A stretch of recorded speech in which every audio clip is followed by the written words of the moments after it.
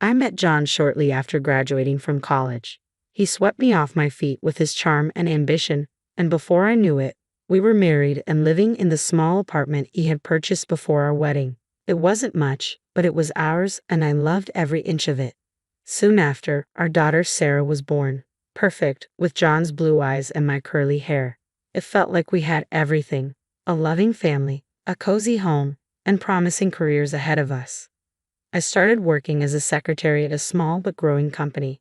The pay wasn't great, but I enjoyed the work and got along with my coworkers. John, on the other hand, was making strides at his construction firm. He'd come home with stories about big projects and even bigger deals.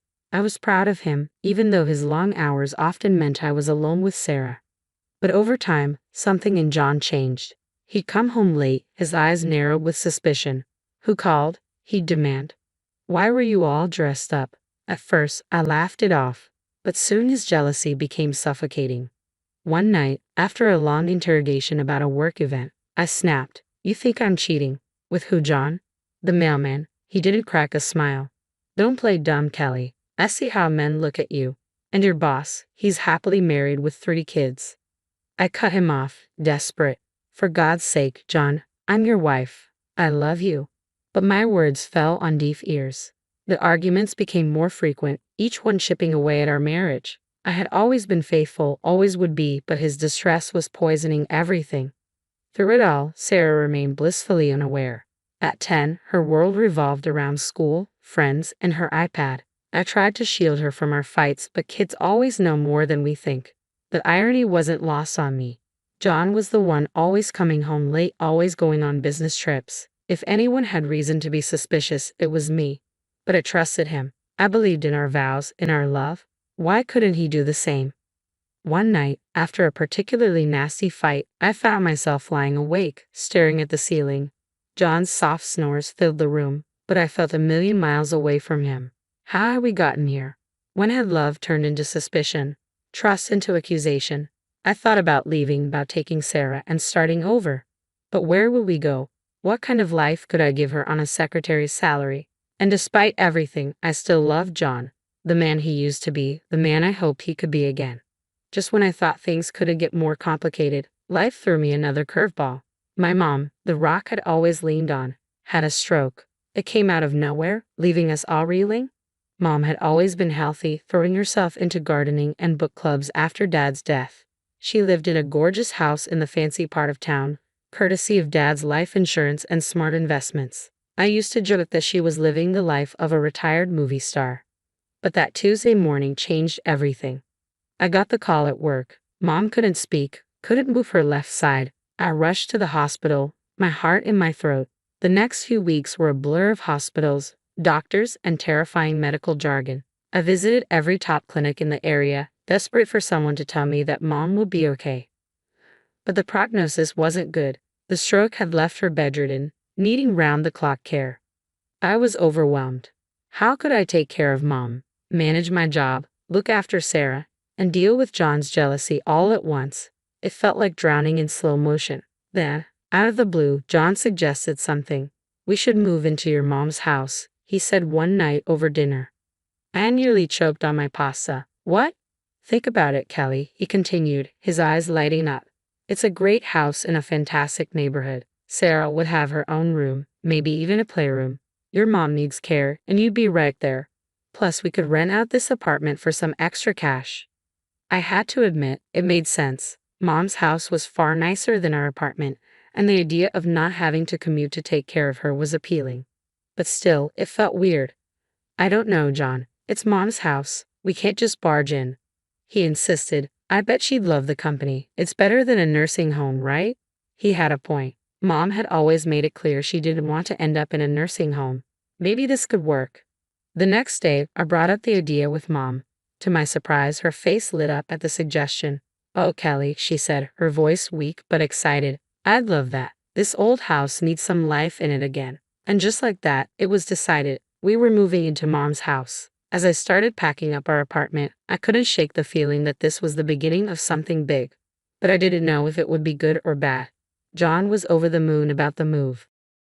He kept talking about the garden he'd plant, the man cave he'd set up in the basement. Even Sarah seemed excited about having a bigger room. Moving into Mom's house brought a whole new set of challenges. Taking care of a stroke patient was a full-time job, one I wasn't equipped to handle on my own. After a week of sleepless nights and stress-filled days, I hired a nurse to help during the day. Nurse Jenny was a godsend. She arrived every morning at 8 and stayed until 6, taking care of Mom's basic needs. But evenings and nights were all on me. I'd come home from work, exhausted, only to start my second shift as Mom's caretaker. The stroke had affected her speech, leaving her frustrated and often silent. I'd change her diaper, giving her as much dignity as I could. Then came the sponge bath, the massage to keep her muscles from atrophying, the meds, and finally dinner. It was grueling work, both physically and emotionally. Seeing my vibrant, independent mother reduced to this state broke my heart every day. But I did it because I loved her, because she would have done the same for me. What I didn't expect was Sarah's reaction to her grandmother's condition. At 11, I thought she'd be old enough to understand, to help out even. But boy, was I wrong. One evening, as I was heading to Mom's room, I saw Sarah dart past me, her hand clamped firmly over her nose. "Sarah," I called out, "where are you going? Don't you want to say hi to Grandma?" She shook her head violently. "No way. It smells gross in there." I was taken aback. "Sarah, that's not a nice thing to say. Grandma needs our help and support right now." "I don't care," she spat back, her voice full of disdain. "She's disgusting. I'm not going near her." Before I could say anything else, she stormed off to her room, slamming the door behind her. I stood there, stunned and hurt, trying to process what had just happened. Where had my sweet little girl gone?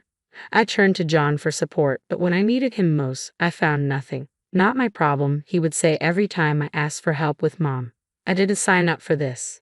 It stung, but I couldn't entirely blame him. None of us had signed up for this life. Still, as I watched him play video games with Sarah or take her out for ice cream while I was elbow deep in adult diapers and medication schedules, I couldn't help but feel resentful. The one silver lining, though, was seeing how close John and Sarah had become. They'd always had a good relationship, but now it seemed even stronger. I'd hear them laughing together in the living room or see them huddled over Sarah's homework at the kitchen table. It warmed my heart, even as it made me feel more isolated. 2 years passed in a blur of bedpans, medications, and stolen moments of sleep.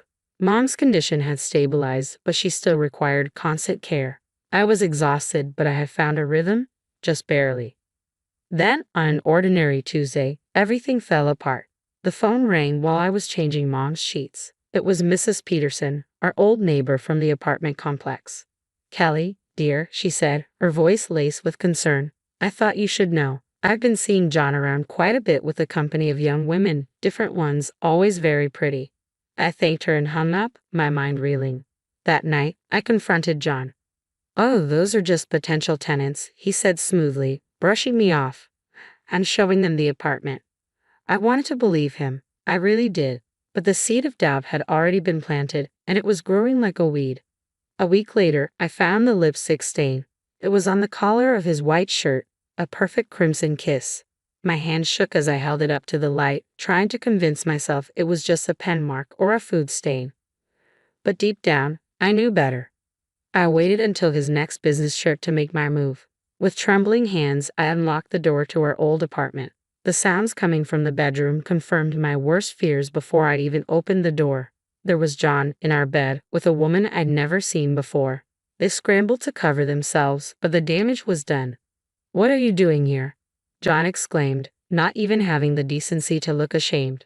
I couldn't speak. I just stood there, staring at the scene before me, feeling my world crumble around me. "Look, Kelly," he said coldly, "I'm sorry you had to find out this way, but let's be honest. I'm bored. You're always busy with your mom. This is exciting." His words cut deeper than any knife. Without a word, I turned and left, my mind already racing toward what I needed to do next. The divorce proceedings were ugly. John fought me every step of the way. But in the end, we stood before a judge dividing up our life together as if it were nothing more than assets on a balance sheet. Then came the hardest part, custody of Sarah. At 12, Sarah was old enough to have a say, and her choice broke my heart. "I want to live with Dad," she declared, her voice steady. "I don't want to be around Grandma anymore. It's gross and depressing, and Mom's always trying to make me help." The judge nodded sympathetically, taking into account John's higher income, the stability he could provide, and Sarah's clear preference. In the end, John was awarded primary custody. I was devastated, but I tried to focus on what was best for Sarah. John could offer her opportunities I couldn't: private school, dance lessons, summer camps. We agreed on weekends and holidays for me, a schedule that looked neat and tidy on paper but felt like a gaping wound in my heart as I watched Sarah pack her things, excitedly chatting about her new room at Dad's. I felt like I was losing everything. My marriage was over. My daughter was leaving, and I was left with a house that felt more like a hospital than a home. The first few months after the divorce were tough, but I clung to my weekends with Sarah like a lifeline. We'd go to the movies, have ice cream in the park, or just hang out at home. It wasn't perfect, but it was something. Then, slowly, things began to change. Sarah started canceling plans. "I have a sleepover," she'd say. "Dad's taking me to a concert." I tried to be understanding, to be the cool mom who didn't make a fuss, but each cancellation felt like a knife twisting in my gut. Soon, the cancellations became more frequent. Weeks would go by without a visit. My calls went straight to voicemail, and text messages were met with one-word responses, if I got any response at all. One Sunday, after yet another canceled visit, I decided to call Sarah directly. The phone rang once, twice, then went to voicemail. I tried again. This time, a robotic voice informed me that the number I was trying to reach had blocked my calls. My hand shook as I dialed John's number. "What do you want, Kelly?" His voice was cold, annoyed. "John, I can't reach Sarah. She's blocked my number. What's going on?" There was a long pause. "Look, Kelly, Sarah doesn't want to talk to you right now. You need to respect that. She's my daughter. She's also a person with her own feelings," John shot back. "And right now, she doesn't want to be around all that negativity at your place. I mean, the sickness, the sadness. Sarah needs stability. She needs a normal family. She sees Lisa as a mother figure now. She's got a normal life here, 2 parents, no sick relatives, no drama. Why can't you just let her be happy?" I couldn't speak. Tears streamed down my face, and I was thankful John couldn't see me. "Look," he continued, his voice softening slightly, "I know this is hard, but if Sarah doesn't want to see you right now, you need to respect that. Don't force it. It'll only push her away more." I wanted to scream, to argue, to demand my rights as a mother, but a small, rational part of my brain whispered that he might be right. If I pushed too hard, I might lose Sarah forever. I sank to the floor, phone clutched to my chest, and sobbed. My little girl, my Sarah, didn't want me anymore. Someone else was being her mother, kissing her goodnight, helping with homework, sharing the moments I was missing. Mom found me hours later, still on the floor. She'd managed to shuffle over with her walker, her face creased with concern. "Kelly," she said, her voice stronger than it had been in months. "What's wrong, sweetheart?" I looked up at her, this woman who'd been my rock for so long, who I'd been taking care of for years. In that moment, our roles reversed again. I was the child, seeking comfort from my mother. "Oh, Mom," I cried, reaching for her hand. "I've lost her. I've lost my baby girl." Mom squeezed my hand, her touch still weak but full of love. "No, Kelly, you haven't lost her. She's just lost right now. She'll find her way back to you. You'll see." 14 years, it's amazing how time can fly by and drag on simultaneously. Mom's condition improved slightly over the years. She regained some mobility and speech, but caring for her remained a full-time job. When she passed away peacefully in her sleep, I felt a mixture of grief and shamefully relief. Suddenly, I found myself alone in this big, empty house. The silence was deafening. No more beeping medical equipment. No more schedules for medications and therapy sessions. Just me, rattling around in rooms full of memories. Then, out of the blue, my phone rang. The number was unfamiliar, but the voice, I'd know it anywhere. "Mom, it's Sarah. I was hoping we could meet to talk." We arranged to meet at a cafe downtown. As I waited, my hand shook around my coffee cup. I spotted a young woman entering. It took me a moment to realize it was Sarah. Gone was the gangly preteen I remembered. In her place stood a poised, beautiful young woman. "Hi, Mom," she said, sliding into the seat across from me.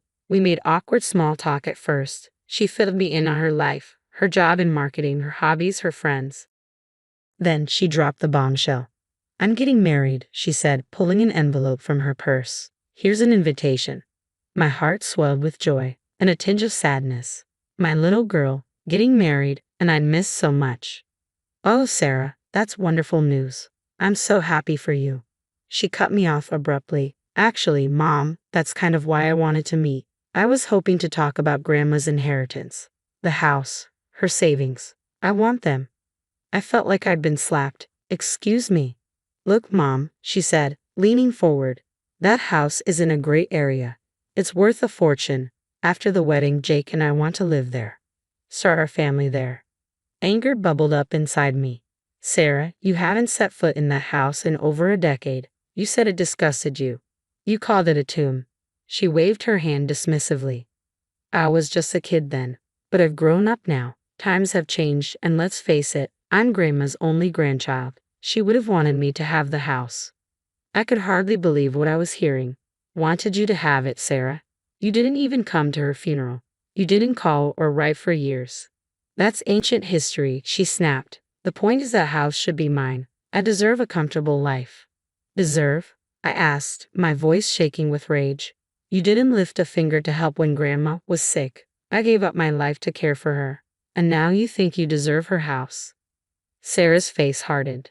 Fine, if that's how you want to play it, I'll sue. I'll get what's rightfully mine. She stood up abruptly, snatching the wedding invitation off the table. You know what? Forget it. You're not invited to the wedding. I don't need your negativity there, and I don't need your permission to take what's mine. I sat there, stunned. The daughter I had loved, missed, and longed for all these years was gone. In her place stood a stranger, cold, greedy, and unrecognizable. The days that followed our disastrous meeting passed in a blur of anger, grief, and a deep, numbing emptiness. But as time wore on, something unexpected happened. I felt relieved. The heavy weight of hoping for reconciliation, of longing for a relationship with Sarah, seemed to lift. In its place, there was a strange sort of peace. I didn't attend Sarah's wedding. I didn't send a gift or a card. Instead, I spent the day volunteering at a local animal shelter, finding comfort in the unconditional love of abandoned pets who needed care. It felt fitting somehow.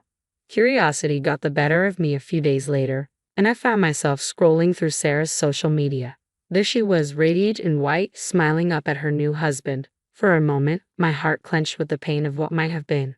But then I saw it. A long rambling post about her cruel mother who refused to attend the wedding and withheld her rightful inheritance out of spite. I read it twice, marveling at the sheer audacity of her lies.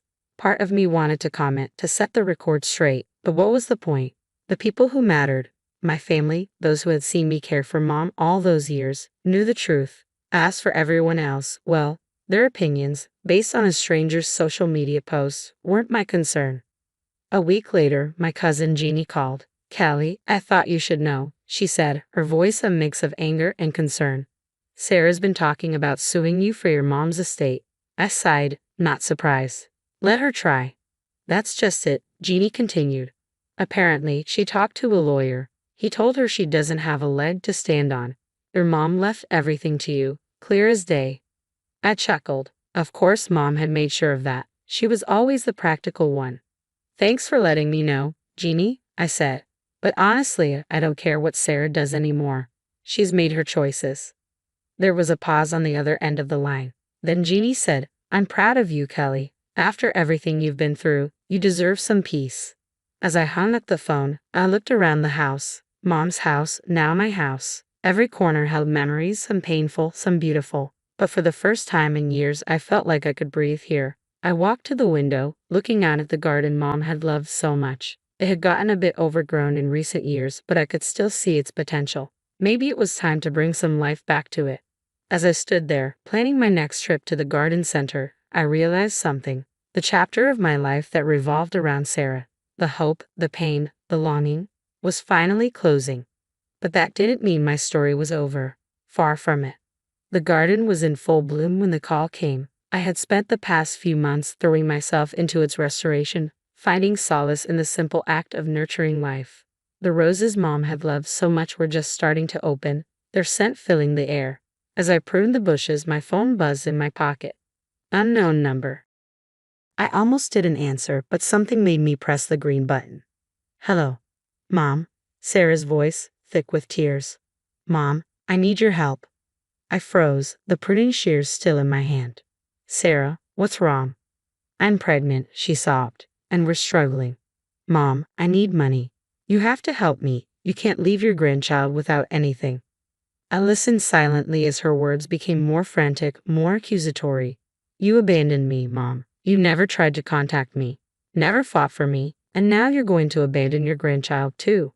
Something inside me snapped, not with anger, but with calm, unshakable resolve. Sarah, I said, my voice steady. That's enough.